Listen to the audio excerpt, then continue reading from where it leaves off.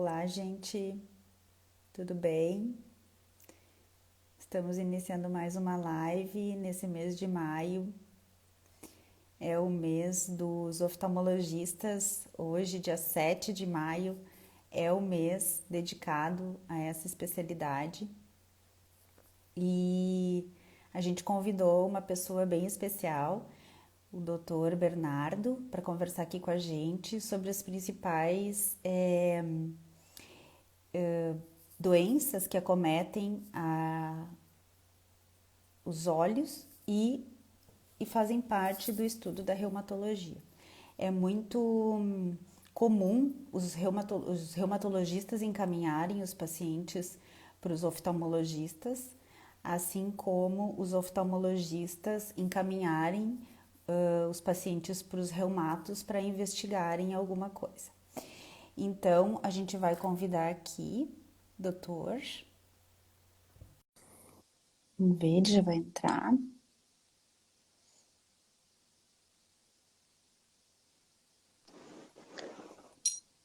Oi, Bernardo. Oi, Fernanda, tudo bem? Tudo jóia. Obrigado pelo Tudo teu tranquilo. aceite nesse convite numa sexta-feira, tá aqui conversando com a gente. Normalmente, sexta-feira, as pessoas querem ficar mais com as suas famílias, mas eu fiz questão que fosse hoje, Bernardo, porque através da nossa conversa e através de você, a gente vai estar homenageando todos os oftalmologistas, né? Que hoje é o dia de vocês. E esse assunto Claro. é bastante importante, as pessoas terem um pouco de conhecimento, de informação sobre isso. Muito obrigada pelo teu aceite. Eu gostaria que tu te apresentasse para quem está nos escutando. Então, em primeiro lugar, Fernanda, assim, é sempre um prazer participar das tuas lives, tanto como participante, que é a primeira vez, e como ouvinte, né? Porque são eventos que nos trazem sempre um enriquecimento de conhecimentos altamente, com conteúdo altamente científico, que nos ajudam tanto no trabalho como médico, né? Várias especialidades que tu tem trazido aqui, como também creio que para os pacientes, para as pessoas comuns, tirando as suas dúvidas entre mitos e verdades, e enfim, várias coisas, né? Hoje vivemos num mundo de fake news, então eu acho que esse conteúdo realmente sério, embasado numa medicina baseada em evidências, em conteúdos científicos de alta relevância, é de suma importância. Então é um prazer estar aqui conversando contigo, né? Para quem não me conhece, meu nome é Bernardo Lippmann, né? Sou médico oftalmologista já há 23 anos, formado há 26 anos, e há 23 exercendo a especialidade de oftalmologia, que é o meu xodó, vamos dizer assim, né? Eu amo oftalmologia, né? E creio, eu estava fazendo as contas hoje à tarde, uns 18 anos de parceria com a doutora Fernanda Guidolin, nesse ping-pong de pacientes, né? Que hoje vai se esclarecer muito para quem ouvir a live, estiver aqui conosco, a importância dessa parceria entre a reumatologia e a oftalmologia, né? É fundamental essa parceria para que as coisas andem da forma correta, digamos assim, quando a patologia exige essa integração, essa interação das duas especialidades. Isso mesmo, Bernardo. A reumatologia, ela é uma especialidade bastante interessante, porque na verdade ela interage com todas as especialidades médicas de uma forma muito de perto, assim, né? Então, a gente tá em todo momento em contato com os oftalmologistas, com o cardiologista, com o neurologista, com o dermato. Então, realmente essa é uma das grandes paixões que eu tenho, que é essa educação em saúde, né? Porque muitas vezes as pessoas entendem que doenças articulares, desculpa, doenças reumatológicas dão só manifestação articular. Quer dizer, como é que o oftalmologista está me mandando, estou com uma inflamação no olho, ele está me mandando num reumato investigar um reumatismo se o meu problema é no olho, né? Então, esse tipo de informação é importante as pessoas entenderem. Exatamente, porque na grande maioria das vezes começa com um sintoma que às vezes é muito banalizado, que é pura e simplesmente um olho vermelho, Uma né? Mas conjuntivite? tu sabes muito bem que quantas avaliações primárias eu já te encaminhei, um paciente que veio consultar com a queixa de olho vermelho e era uma uveíte e é obrigatório. O paciente pode não ter uma queixa articular ou uma queixa de sintoma sistêmico, mas é obrigatório fazer uma avaliação, pelo menos com o médico reumatologista, porque às vezes ele pode já ter uma sorologia positiva, um HBL27 positivo para uma espondilite anquilosante, uma doença reumatológica inicial que não se manifestou ainda clinicamente com os sistemas, então já se começa a tratar. Não vamos esperar ele ter sintomas para tratá-lo, né? Com Então, eu certeza. acho que isso é muito importante, né? Essa integração realmente ela nos leva numa profundidade maior da ciência de integração, digamos assim, né? Isso mesmo. É muito Bom, bacana isso. eu quero deixar aqui a informação para todo mundo que amanhã essa nossa live vai estar dentro do nosso canal no YouTube também, vai ficar gravada no IGTV para vocês poderem compartilhar e escutarem mais de uma vez.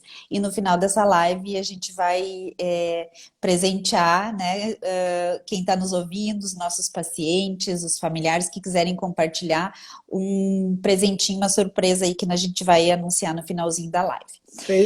Feita com muito carinho. Muito carinho mesmo, muito carinho mesmo.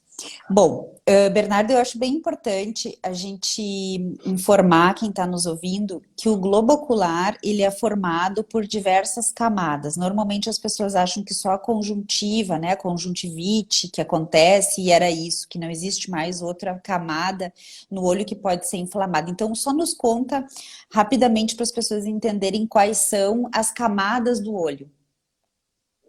Então, Porque acho que de uma forma isso tem diferença na hora da gente investigar, porque cada doença inflama camadas diferentes, né? fundamental para se fazer o diagnóstico, principalmente das doenças reumatológicas ou de outras doenças, o conhecimento da anatomia do globo ocular, ele é fundamental para o oftalmologista. Eu acho que de uma forma sintetizada, de uma forma mais simples, a gente pode dividir o globo ocular em três partes. Uma parte anterior, que é essa parte que vocês estão vendo aqui no vídeo, tá? Que se constitui pela córnea, que eu dou um exemplo analógico que seria o vidro do relógio. Tá? A córnea é a capinha transparente do nosso olho. E a parte branca que a gente vê é a esclera. E sob a esclera existe uma película transparente, como se fosse um isofilme desses que a gente usa na cozinha, né? Um plástico filme, que seria a conjuntiva que ela recobre a esclera. Então, essa primeira parte do olho, córnea, esclera e conjuntiva, tá? Seria a parte anterior. A parte intermediária do olho, né, conhecida como úvea, que se divide em corpo ciliar, que é uma parte especializada onde se produz o humor aquoso, que preenche o globo ocular, tá? A coroide, que é o tecido vascular do olho, e a íris, que é essa parte do olho onde se dá a coloração do olho. E vamos então para a parte posterior do olho, que basicamente ela é formada pela retina. Em analogia também para os pacientes, eu refiro a retina como sendo a tela do cinema aonde o filme é projetado. A imagem entra pela córnea, passa pelo cristalino, e vai por foco até a retina. Na retina, o estímulo luminoso ele é captado e ele é transformado nos fotorreceptores em estímulo químico, né, que vai ser conduzido até o lobo occipital para se formar a imagem. E a imagem ela é muito complexa, porque ela entra invertida no nosso sistema visual, entra de cabeça para baixo, e lá dentro, no cruzamento do quiasma, essa imagem se inverte, né, até chegar ao lobo occipital. Então, sim, rapidamente, três divisões. Camada anterior, segmento anterior, córnea esclera, conjuntiva, camada média, úvea, que é a coroide, corpo ciliar, né, e a íris, e a parte posterior, a retina. E assim, isso é didático para uma live, sendo que a retina ela é subdividida em 10 camadas. A córnea é subdividida em 5 camadas, e assim sucessivamente. Né? E a gente está falando de tecidos que são de micrômetros, micras. Uma córnea normal mede em torno de 530 micras, né? E então, cada camada dessas aí tem em torno de 100, 90 micras. E a gente tem que estabelecer se a doença está numa camada, num epitélio, numa camada de Baumann, num estroma, para que seja feito o diagnóstico correto. Então, eu acho que a anatomia do olho, ela é muito importante e ela vai ser fundamental na diferenciação das patologias e no diagnóstico, para É que isso se que eu ia possa te fazer um perguntar. tratamento correto. É isso que eu ia te Não, perguntar. Algumas vezes, alguns pacientes nos procuram me dizendo assim: doutora, eu tô vindo aqui porque meu oftalmologista me disse que eu tô com uma inflamação no olho, eu estive uma inflamação no olho uhum, e eu preciso investigar isso. E cadê a perfeito. cartinha do oftalmo? Esqueci em casa.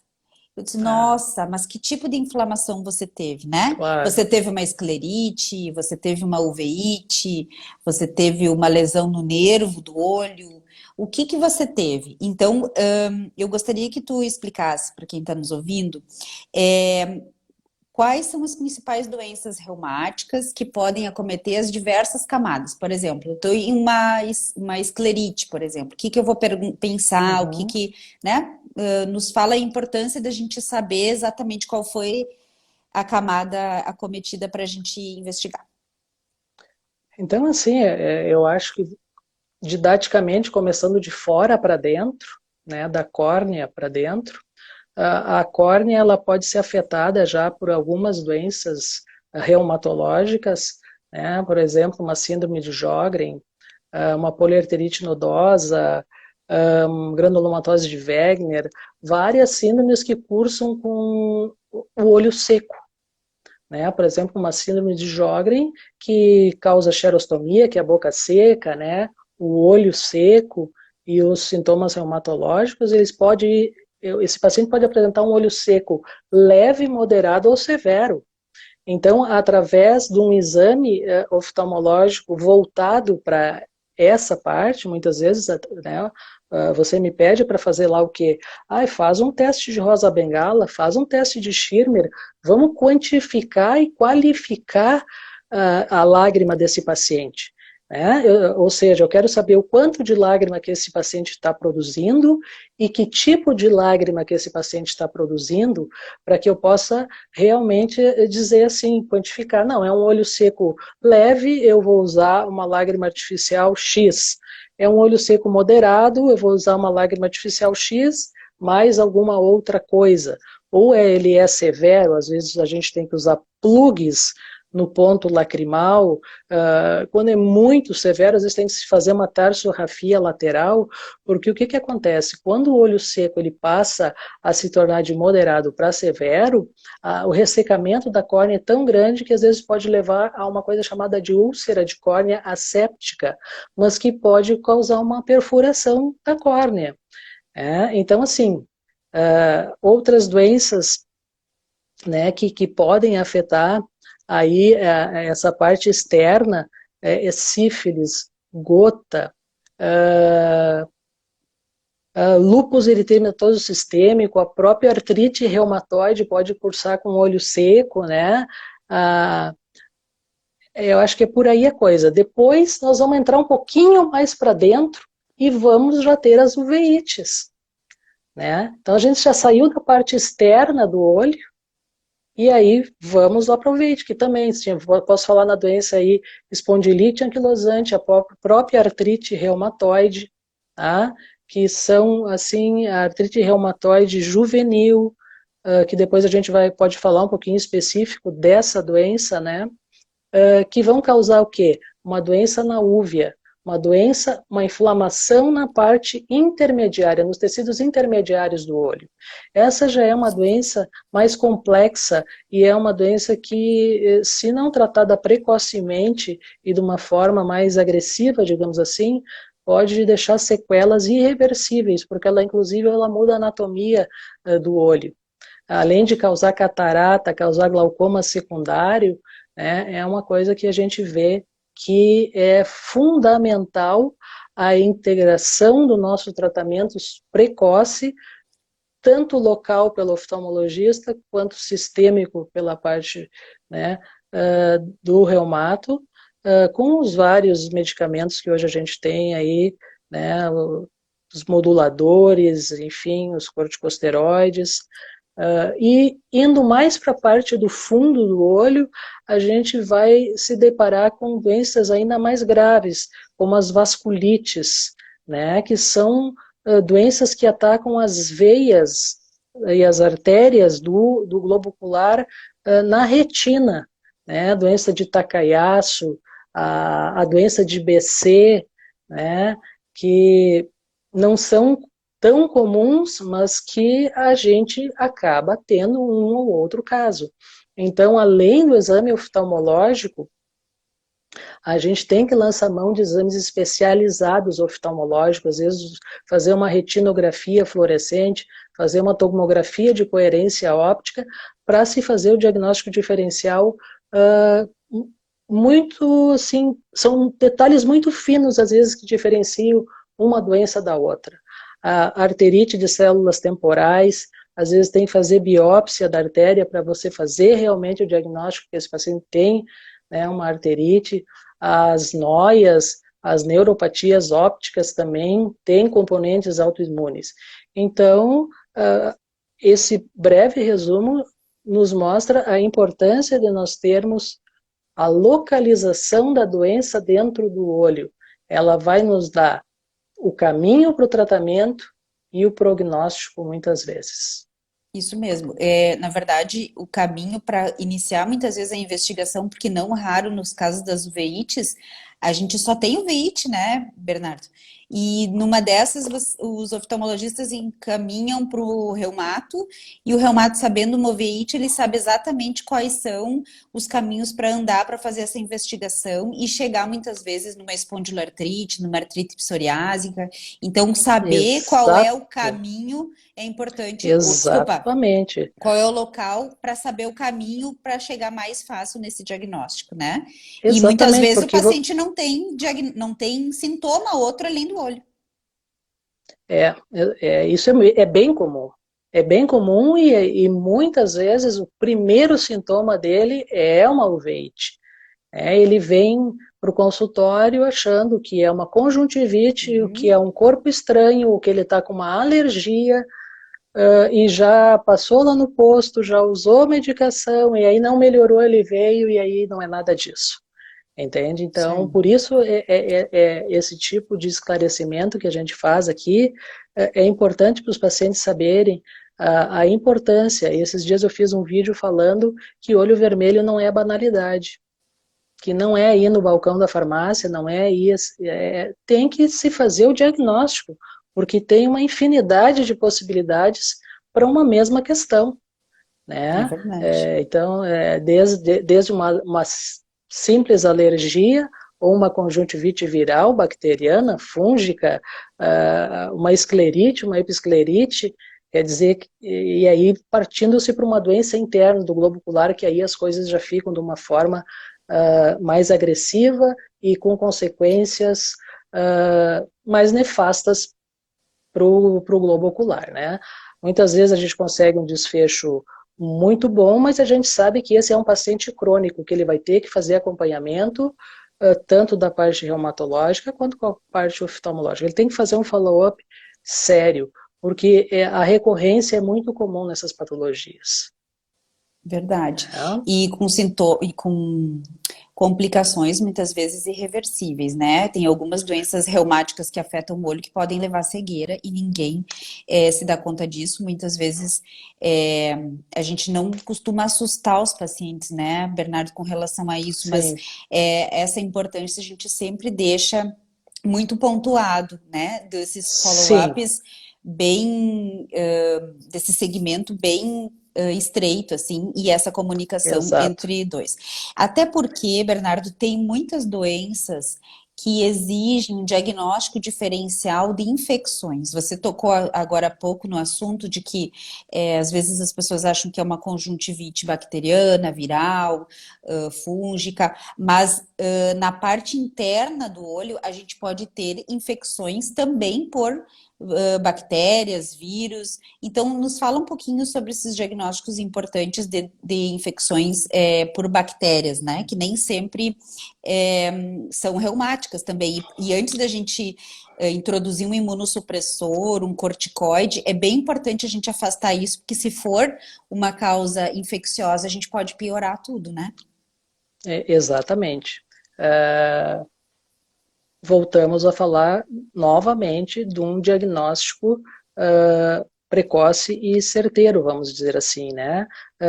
Se cercar de toda uma anamnese, de toda uma propedêutica, de todos os exames que estão ao nosso alcance, para que se tenha certeza que não tenha uma causa infecciosa, porque o olho, como qualquer outro sistema do organismo, ele está sujeito a ter uma infecção bacteriana, às vezes uma conjuntivite mal curada pode se tornar numa ceratoconjuntivite com envolvimento da córnea, e esse patógeno muitas vezes até causar uma microperfuração na córnea, adentrar para a câmara anterior, ou ser uma reação inflamatória tão grande de uma ceratoconjuntivite que esse paciente possa ter uma coisa chamada hipópio, que é a produção de pus dentro da câmara anterior, dentro do olho, né? Então, o que acontece? Quando ficamos em dúvida, nós temos que lançar mão de um exame citopatológico, a gente tem que fazer um raspado corneano e fazer uma citopatologia com corantes especiais, hematoxilina, eosina, enfim, pesquisa para fungo, descartando isso aí a gente pensa, não, ok, não é uma doença bacteriana, nem fúngica, nem viral, provavelmente seja um diagnóstico de exclusão de uma doença autoimune, digamos assim, né? E muitas vezes a gente fica com um diagnóstico de uma causa idiopática, a gente não consegue ter exatamente o fator que causou aquela uveíte, e não é incomum isso.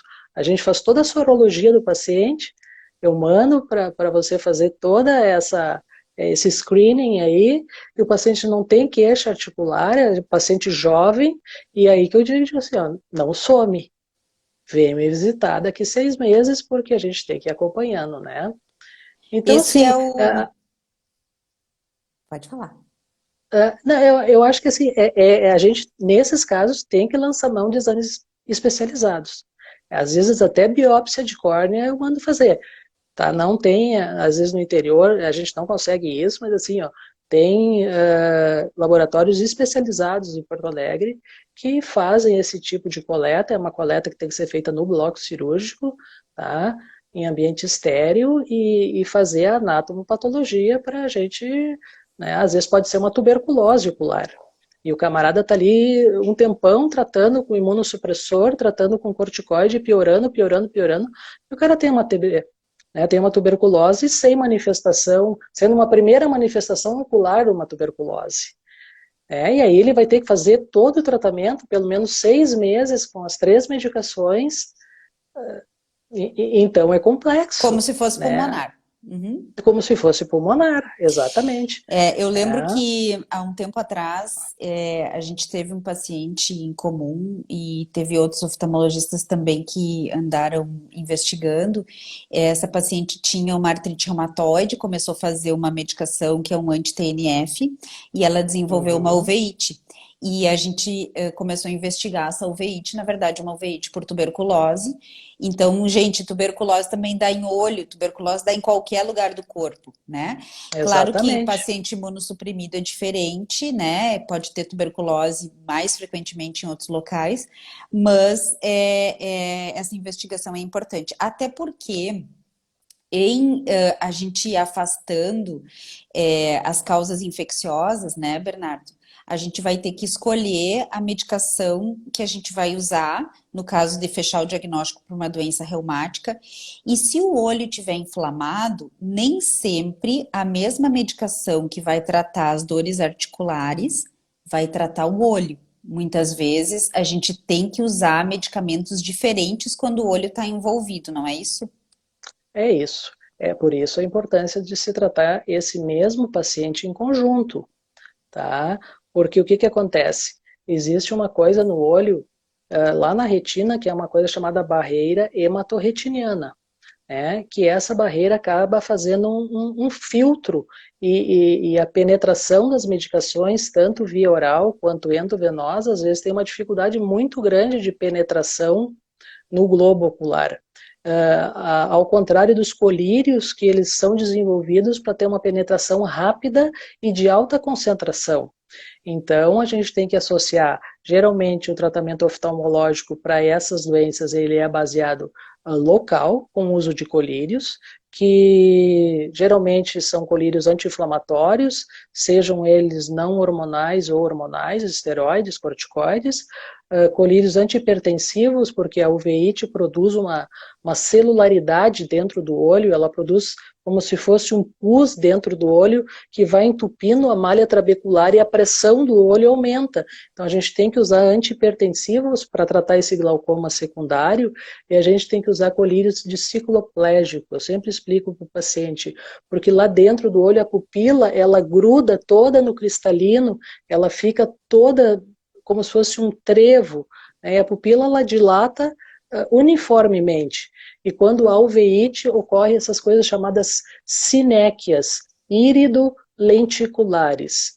A íris gruda no cristalino ou até às vezes na córnea, tá? Então a gente tem que usar esse colírio popularmente para dilatar a pupila, deixar esse paciente às vezes 30 dias com a pupila dilatada, que é justamente para que não ocorra essa deformação anatômica, porque às vezes o paciente chega tarde no consultório, ele já tem 360 graus de sinéquias iridolenticulares, e ele já está com uma coisa chamada íris bombê, que é uma íris que ela forma como se fosse um pneuzinho. Já tem que fazer um laser ali para tentar desfazer isso aí, e certamente esse é um caso que o paciente vai desenvolver uma catarata secundária também, e então a importância do diagnóstico precoce. Não ficar achando assim, é um olho vermelho, assim, uma semana faz muita diferença para esse tipo de patologia, que muitas vezes são agressivas, numa forma que muda totalmente o prognóstico da doença.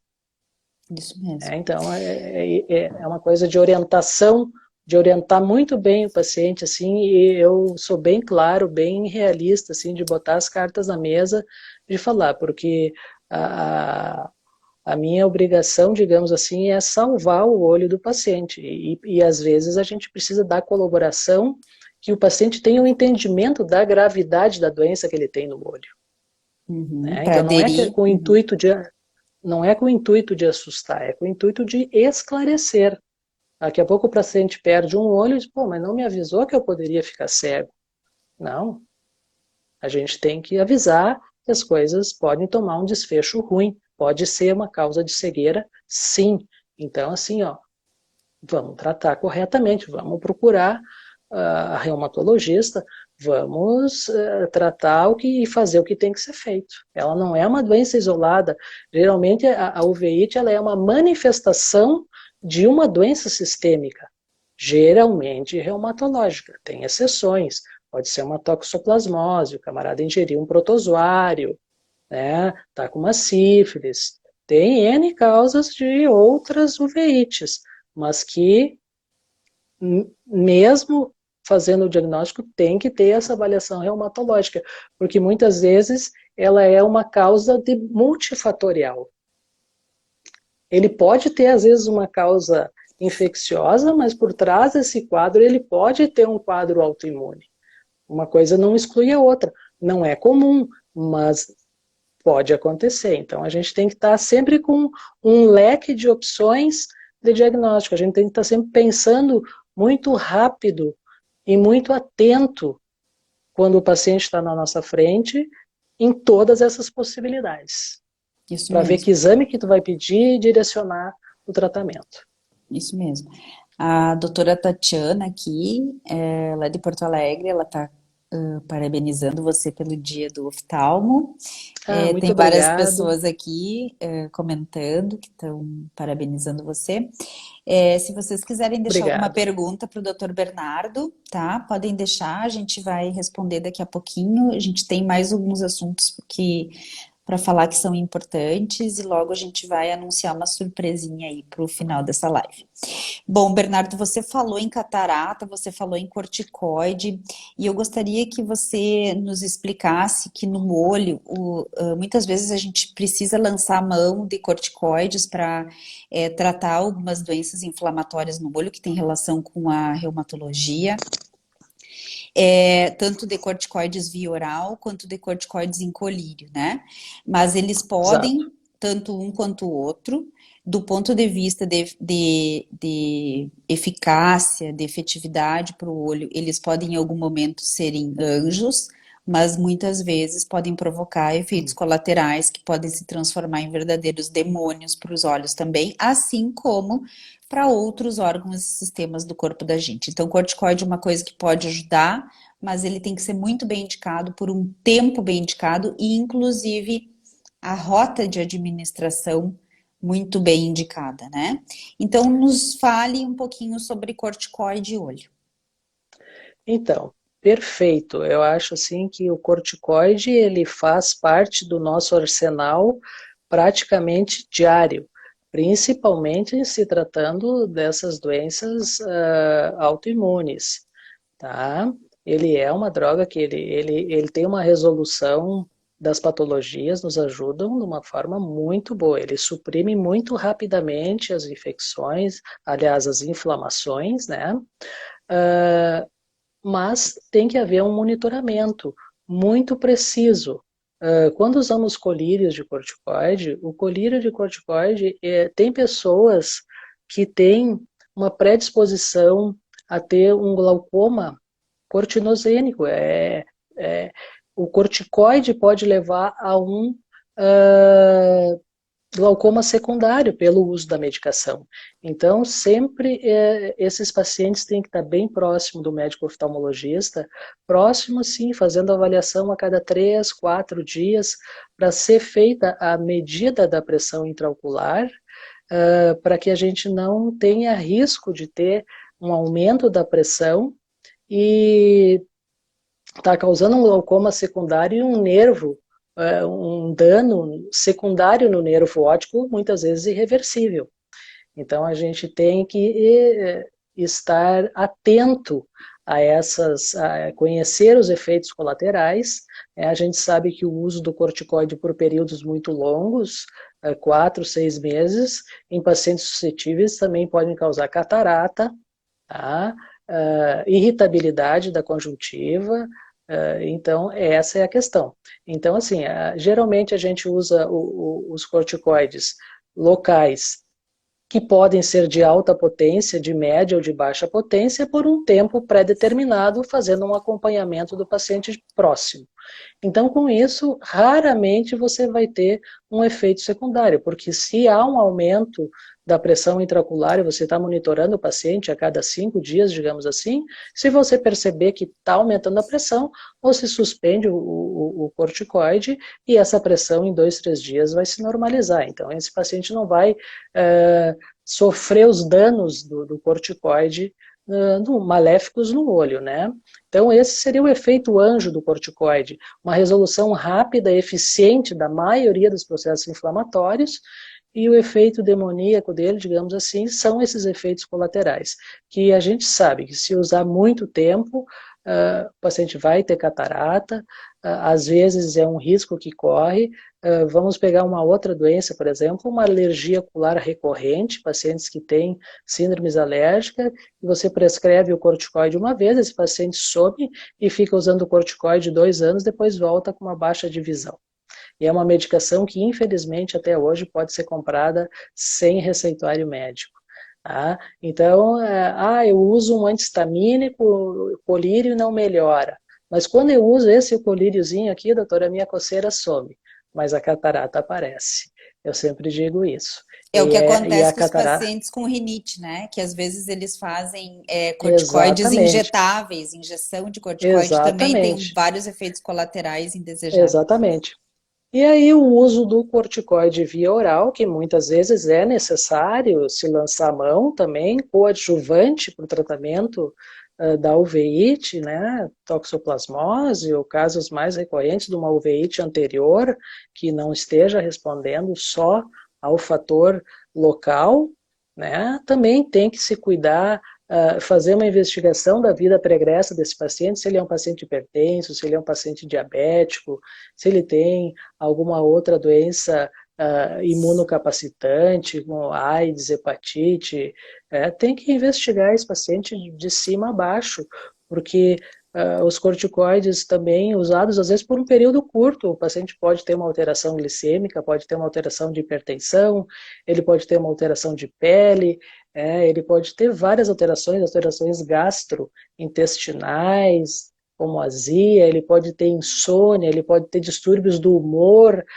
Então a gente tem que estar atento para isso, né? Porque às vezes a gente quer fazer um beija-flor e sai um morcego. Então, o conhecimento técnico e das bulas e os efeitos colaterais dessas medicações que a gente usa com muita frequência, a gente tem que ter realmente conhecimento técnico especializado. Por isso, né, da especialização, da gente ser especialista na área que a gente foca, né? Embora os olhos estejam conectados a todo o sistema do corpo, né? A gente tem que ter esse conhecimento dessa união para que a gente não cause uma iatrogenia, um malefício ao paciente com o uso de certos medicamentos. Eu não me atreveria a ficar usando metotrexato, ficar usando biológicos. Eu não tenho know-how para isso, não é a minha área de formação. Por isso, a obrigatoriedade desses pacientes estarem em conjunto com reumato, com o cardio, né, com o Endócrino. dermato, Uhum. exatamente, porque são doenças multifatoriais, elas são doenças que se manifestam em várias partes do organismo. Então, É, cuidado quando... Eu sempre disse assim, desde que eu cheguei, assim, o pessoal do pronto-socorro me mandava muito paciente, muita urgência. Às vezes eu ia lá no pronto-socorro e dizia assim, pessoal, vocês podem usar o que vocês quiserem, mas não usem corticoide no olho. Eu já peguei muita úlcera herpética alimentada por corticoide e tomar um banho depois para reverter. Porque o paciente chega lá com um olho vermelho, fotofobia, aversão à claridade, e o cara está com uma úlcera por herpes simples, que não se consegue ver sem fazer uma biomicroscopia. E dele corticoide, alimentando lá o vírus, chega lá com o olho detonado. Então, às vezes, eu ia lá e ligava para os plantonistas assim, por favor, usa uma lágrima artificial, usa um antibiótico de baixa potência, mas não usa corticoide no olho sem fazer um exame específico. Isso aí é uma coisa assim, ó, que vai te trazer problema certamente para o paciente e para o médico. e tem que Vai nos cuidar que muitos dificulta antibióticos o têm nosso corticoide, trabalho. né? É. Exatamente. É muito comum a associação de cipro com dexametasona ou tobramicina, enfim, tá? É muito comum. Né? Então a Bom, gente eu tem que vou estar... ler alguns comentários aqui. A Fernanda Klein, ela dá parabéns para você também, Bernardo, pelo teu Muito dia. obrigado. O Capitani teve aqui, boas dicas. André Luiz, parabéns pelo conteúdo. A Vanessa, excelente live. Parabéns, doutor Bernardo, grande abraço. E o doutor Obrigado. Dibi, eu não sei se ele está aqui ainda, mas ele fez uma pergunta acerca da hidroxicloroquina e a gente vai aproveitar então e já falar sobre isso. Bernardo, assim, a hidroxicloroquina, que não podia ficar fora dessa live, né? Claro. que tem muitas implicações com relação ao olho. Ela causa menos efeito colateral do que a cloroquina, a gente sabe disso. Então, eu gostaria que tu falasse um pouquinho sobre essas medicações antimaláricas dentro da reumatologia. A gente não vai falar aqui dentro de Covid. E Tá, o Dr. Dib, ele só pergunta assim, ele é reumatologista em Porto Alegre, se certo. ainda a campimetria é um exame suficiente para avaliar pacientes em uso de hidroxicloroquina. Assim, ó, vou começar por essa pergunta do Dr. Gibi, tá? Eu acho que hoje, no consultório, um dos primeiros exames que a gente usa é um teste chamado tela de Amsler, tá? Que é uma coisa bem simples, que é um quadrado cheio de quadradinhos com um ponto no meio. A gente pede para o paciente fixar naquele ponto central e se ele enxergar alguma linha reta com distorção, isso nos diz o quê? Que ele está com alguma lesão na mácula, que é a região, a fóvea, aonde geralmente a cloroquina, mais do que a hidroxicloroquina, pode causar uma intoxicação, tá? Mas isso é uma coisa simples. A campimetria, ela tem que ser um exame muito bem feito, pode-se usar um fundo especial azul e amarelo para se fazer justamente essa avaliação dessa região foveal, tá? Mas isso vai apresentar defeitos quando houver uma lesão mais avançada. Hoje nós temos um exame mais com uma acurácia maior, que é o OCT, que é a tomografia de coerência óptica, que ela faz o quê? Ela faz uma estratificação dessas 10 camadas da córnea, tá? E elas nos mostra com uma precisão incrível se há um edema macular, se há algum depósito na região macular. Eu sempre exemplifico assim para os pacientes que a retina é como uma cama que você estende 10 lençóis, bem estendidinho. E quando a gente, por exemplo, pega uma bolsa de água quente e põe lá entre o sexto e o sétimo lençol, vai ficar uma deformidade. Isso seria um edema de retina, é um acúmulo de líquido entre uma das camadas. É um dos principais efeitos que causa. E quando isso ocorre nessa região da mácula, que a mácula é a região central da visão, é a região filé mignon da visão, vamos dizer assim, é a região que dá a visão dos fina, ela distingue as coisas finas, se der qualquer problema ali, vai distorcer a visão. O paciente tem uma coisa chamada metamorfopsia. Ele olha o batente de uma porta e esse batente está reto, mas lá no meio ele faz uma gordurinha ali. Isso é uma metamorfopsia. Ele olha no computador, o computador está ali, mas ele forma um desvio. Então, isso é um prenúncio que ele já está com uma lesão macular. Então, eu acho que, assim, o fundo de olho, acho que é importante visualizar diretamente a mácula, a fóvea, para ver se há já alguma alteração de pigmento, né? Porque a fóvea, que é uma região mais afinada da retina, elas têm uma coloração que no exame a gente consegue perceber se já há uma alteração.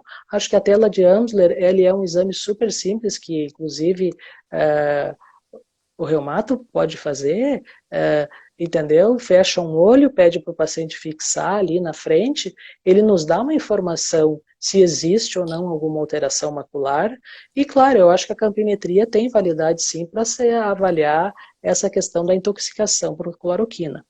A cloroquina é usada aí há mais 70 anos, né? A cloroquina para malária, né? Ela é uma droga bem mais barata do que a hidroxicloroquina, só que ela tem um potencial de intoxicação maior do que a hidroxicloroquina. Então, por uma questão de segurança, a gente, embora ela não tenha uma eficácia tão grande nas outras doenças, na malária ainda é usada a cloroquina, pela sua ação mais rápida. Mas nessas outras patologias, a hidroxicloroquina, por ter uma segurança e uma eficácia também boa, ela tem tido preferência do seu uso, né, por essas duas questões aí.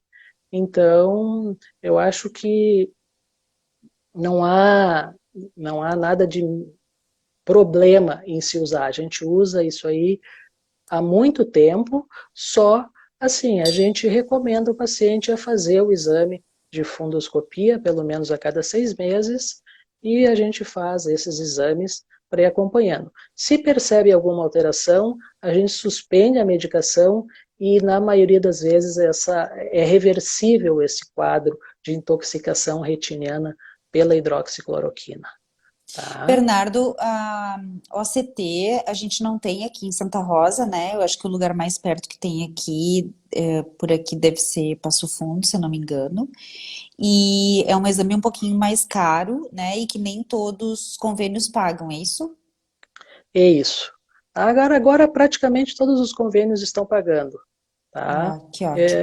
Eu disponibilizo esse aparelho na minha clínica em Porto Alegre, já faz 3 anos que a gente tem lá, que é importante realmente para as doenças retinianas. Ele veio nos ajudar muito na acurácia do diagnóstico, Ótimo. tá? Mas é esse exame. Bom, eu tenho duas questões ainda, a gente está quase no finalzinho da nossa live. Eu tenho duas questões ainda que eu quero tocar contigo nesses assuntos que são importantes. Um deles é com relação às crianças que têm doenças reumáticas. A gente sabe que existe um tipo de artrite que é própria da criança, que é a artrite idiopática juvenil, ela é muito parecida com a artrite reumatoide do adulto. E particularmente as crianças que têm formas oligoarticulares, que pegam poucas articulações, praticamente mais em meninas do que em meninos, muitas Uhum. vezes podem ter inflamações nos olhos assintomáticas que podem levar inclusive à cegueira. Então, a importância que eu quero deixar aqui é que toda criança que tem artrite precisa ser avaliada pelo reumatologista e o reumatologista vai definir, junto com o oftalmologista, isso não é indicação nossa, gente, isso é indicação da Academia de Oftalmo, da Academia de Pediatria, da Academia de Reumatologia, o quão frequente o oftalmologista deve ver essa criança, mesmo que sem sintomas, justamente para detectar alterações precoces e evitar complicações. Então, fala um pouco para a gente dessas situações, Bernardo. Exatamente, essa patologia a gente sabe que acontece numa frequência de mais ou menos 12% numa população, é mais frequente em pacientes do sexo feminino, em meninas, tá? Nessa forma oligoarticular, principalmente, tá? E então, às vezes passa-se desapercebido logo no início, porque a criança, por ser, né, tem muita atividade, cai, bate, jogou futebol, virou o joelho, o tornozelo, o joelho, mas quando acontece, né, dos pais serem atentos e verem que aquilo está se tornando uma repetição, ou simplesmente a criança acorda numa manhã queixando de uma dor articular realmente, né, forte, geralmente vão procurar. Né? E essa síndrome, ela tem a própria uveíte, ela é chamada de uveíte branca, porque a uveíte muitas vezes ela é muito discreta, no início, é muito difícil de se fazer o diagnóstico. A celularidade, ela é muito pequena. O processo inflamatório, ele é muito discreto. Então, tem que ser um exame muito minucioso, sempre com a pupila dilatada, fazer um mapeamento de retina, tá? Para que a gente possa, muitas vezes, ajudar o colega reumatologista a fechar um diagnóstico. Sim, é uma artrite reumatoide juvenil com já comprometimento ocular. Tá? Se houver a doença em atividade, com algum marcador já, tem que fazer o tratamento ocular juntamente com o reumato, certo? E às vezes essa criança tem já um comprometimento articular, tem uma dor no tornozelo, tem uma dor no joelho, e vem, a gente faz, e não tem alteração oftalmológica. Isso também é real. Por isso que é obrigatório, que a gente falou, não é uma coisa da nossa cabeça, isso são protocolos das sociedades, das nossas especialidades, que, baseado, né, na evidência dos fatos, dos acontecimentos, nos estudos dessas doenças, eles preconizam que se façam esse tipo de acompanhamento, né? Então é muito importante, a criança com queixa de dor articular tem que se levar em consideração e que a criança com queixa de dor ocular, ou seja, que dor for, tem que se levar em consideração e tem que se procurar um médico especialista para se retirar a dúvida realmente se é alguma coisa potencial ou não. Isso mesmo, e muitas vezes exige até por parte do reumatologista uma mudança no planejamento do tratamento, porque existem algumas medicações que a gente usa nesse tipo de artrite que podem ajudar as articulações, como por exemplo um medicamento biológico que é o etanercept e que não vai tratar o olho. Então a gente tem que trocar a medicação caso aconteça alguma situação Exato, assim, né? é Bernardo, verdade. no início da nossa live, você falou bastante sobre a questão do olho seco, né? Da síndrome de Sjögren, que na verdade é uma síndrome imunológica, é uma doença imunológica, em que é a produção de anticorpos, e esses anticorpos atacam alguns locais do olho que vão provocar a diminuição da produção da lágrima e, junto com isso, diminuição também da produção da saliva, porque normalmente vai acometer as glândulas salivares também, enfim. Mas olho seco, a síndrome de Sjögren não é uma síndrome tão comum assim, e o olho seco pode ser causado por outras doenças e também por situações que não são doenças. Daí vem a questão da senilidade, vem a questão de alguns medicamentos. Então, eu gostaria que tu nos dissesse assim, Fernanda, eu fiz o diagnóstico de um olho seco, quais seriam as principais possibilidades, quais são os principais diagnósticos diferenciais, então, do olho seco? Uhum. Eu acho assim, Primeiro tu podias nos dizer qual é o principal sintoma do olho seco. Quer dizer, o paciente não então, chega no teu consultório e diz assim, ó, doutor, eu tô com o olho eu estou com o seco. O olho seco. que que ele se Não, queixa para Os diagnosticar um olho seco?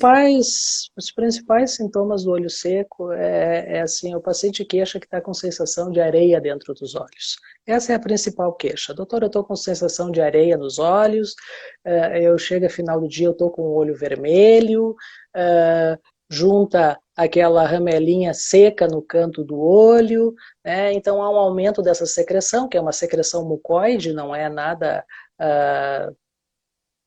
infeccioso, né? É simplesmente a lágrima que ela está com uma densidade maior e acaba acumulando mais no canto do olho.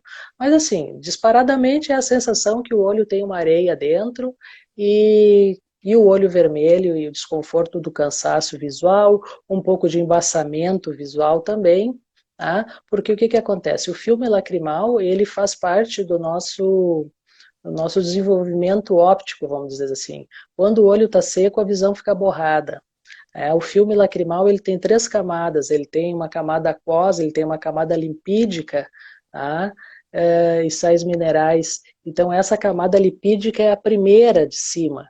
Então eu sempre dou um exemplo assim, é como se as glândulas de meibômio ao redor da pálpebra produzissem uma margarina bem fininha para ficar distribuída em cima da camada do líquido, para esse líquido não evaporar tão rapidamente, tá? Então, assim, esse paciente pode ter um olho seco por uma disfunção local das glândulas de meibômio, por exemplo. Ele pode ter uma insuficiência das glândulas lacrimais sem ter uma doença sistêmica, por uma questão hormonal, por um avanço de idade, uma menopausa às vezes, entendeu? Também. E os fatores externos também hoje, nesse mundo do uso dos aparelhos, celular, computador, iPad, o fato de estarmos à frente de uma câmera reduz em torno de 50% o número de piscadas, porque o cérebro manda uma mensagem lá, para de piscar e presta atenção no teu trabalho, digamos assim. A gente pisca em torno de 20, 22 vezes por minuto, e isso na frente de uma tela reduz-se para 9 a 10 vezes, ou seja, 50%.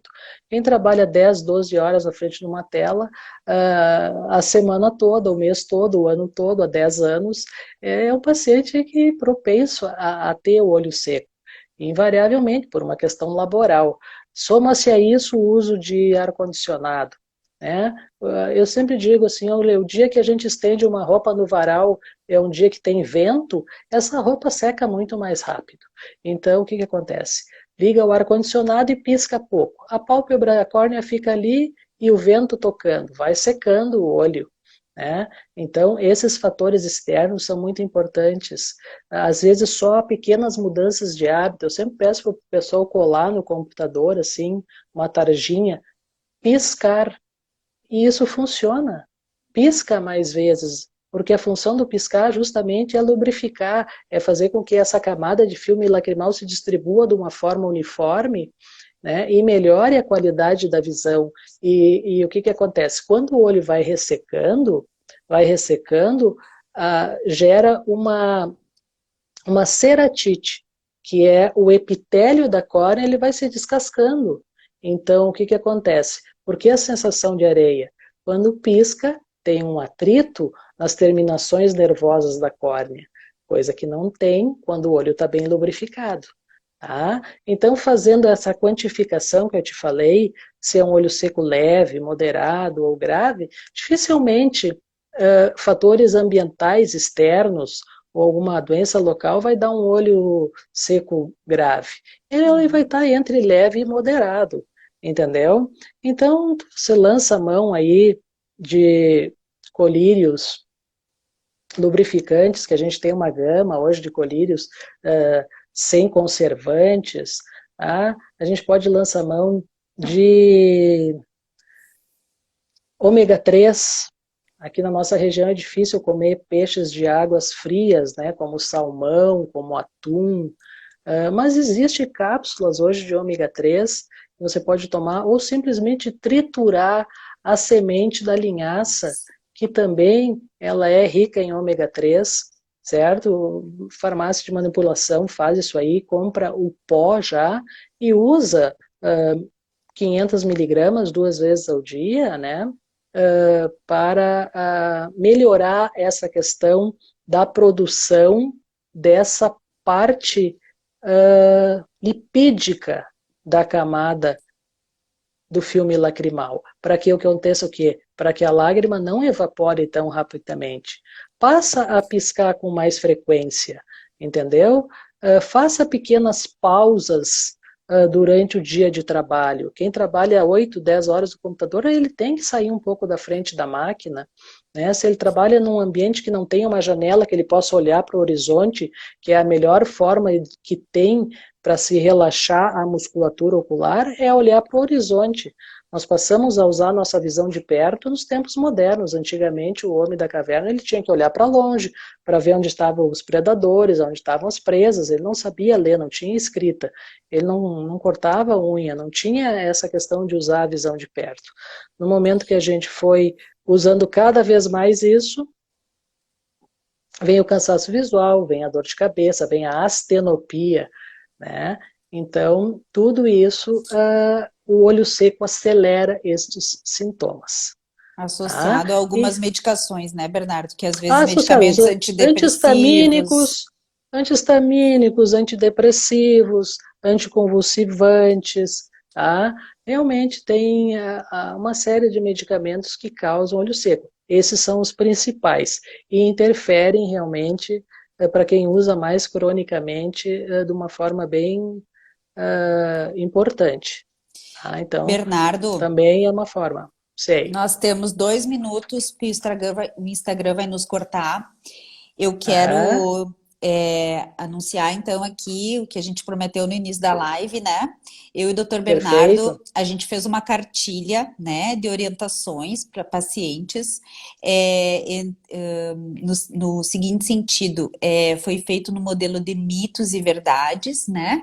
E a gente vai estar publicando a partir de agora, a partir do final dessa live, nas nossas redes sociais. Essa cartilha pode ser baixada, pode ser enviada para quem quiser. Vai estar tanto no meu Linktree do meu Instagram, quanto no meu site, fernandaguidolin.com.br. O Dr. Bernardo provavelmente também vai colocar, né, Bernardo, Também, também.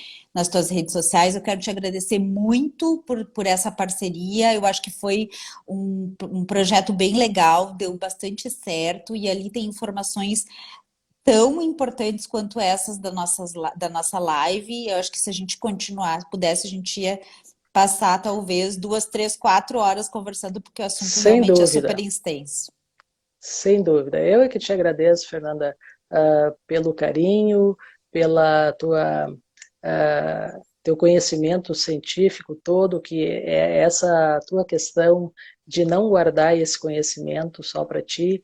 Eu acho isso uma coisa elogiável, sabe? Esse compartilhamento de conhecimento, eu acho só engrandece a tua pessoa, a tua profissional que tu és, né? E eu acho que é por aí a coisa, né? O nosso interesse, ele é em ajudar as pessoas. Quando a gente decidiu um dia fazer medicina, eu acho que, assim, além da parte técnica, essa questão realmente que tu assume em ajudar o próximo. Eu acho que é isso que agora, num novo formato, nesse formato de lives, né, esse formato de informação instantânea que a gente gera, isso é uma forma muito bacana também de poder estar elucidando e esclarecendo as pessoas e mesmo passando conhecimento para outros colegas de outras especialidades ou da mesma especialidade. Então, assim, a minha palavra que fica no final desse dia é gratidão. Gratidão pela oportunidade de ter participado desse projeto que, para mim, só engrandeceu como profissional e como ser humano. Ah, Muito muito obrigado. obrigada, Bernardo. Esse nossa cartilha realmente faz parte de um projeto que eu tenho e que agora você faz parte também, que chama Paciente Bem Informado é Paciente Bem Tratado. Então, realmente não adianta a gente só largar uma receita para o paciente dos medicamentos, se a gente não informa ele como tomar, o porquê que tem que tomar, quando que tem que tomar, por que tem que ir consultar com o doutor Bernardo, por que o doutor Bernardo encaminhou para a doutora Fernanda e assim por diante. Eu te Exatamente. parabenizo pelo teu dia em nome de todos os outros colegas. Você super representa todos os Muito oftalmologistas. obrigado. E eu quero que Muito tu deixe o teu obrigado. contato. Como é que as pessoas que se precisarem entrar em contato contigo, tiverem mais alguma pergunta, quiserem consultar contigo, como é que elas fazem? Então, assim, ó, a minha rede do Instagram é Bernardo Liebman, tá? Ou Beira Leavir, que eu uso meu nome em hebraico também. E o telefone da clínica, que é 3512-8874. Tá? A Gladys está sempre lá, a minha secretária, que trabalha comigo há 16 anos, com toda a disponibilidade para anotar alguma dúvida, e eu sempre respondo, tá? Me passa que eu tenho o WhatsApp e entro em contato com vocês. O canal está aberto. E o meu Instagram está aberto também. Em breve irei publicar a cartilha e a gente vai fazendo esse feedback aí, bem bacana. Quem é o doutor do gato? Doutor do Gato é um amigo meu, formou comigo, é um mastologista, chefe do serviço de mastologia no Hospital Guilherme Álvaro em Santos. Ah, legal. Aham. Obrigada, doutor, por ter nos acompanhado aqui. Bom, eu quero desejar um feliz Dia das Mães para todo mundo. Obrigado por quem me desejou também. Realmente, esse final de semana é um final de semana bem especial. Bernardo, um abraço para a Neres, tua esposa, que também é mãe Uhum. aí, que vocês aproveitem bastante esse final de semana. Foi um Da prazer. mesma forma, Fernanda, parabéns pelo Dia das Mães aí também, com a tua Obrigada. gurizada aí, tá Isso bom? aí. Forte Obrigada. abraço. Outro. Obrigado. Até. Tchau. Tchau, tchau.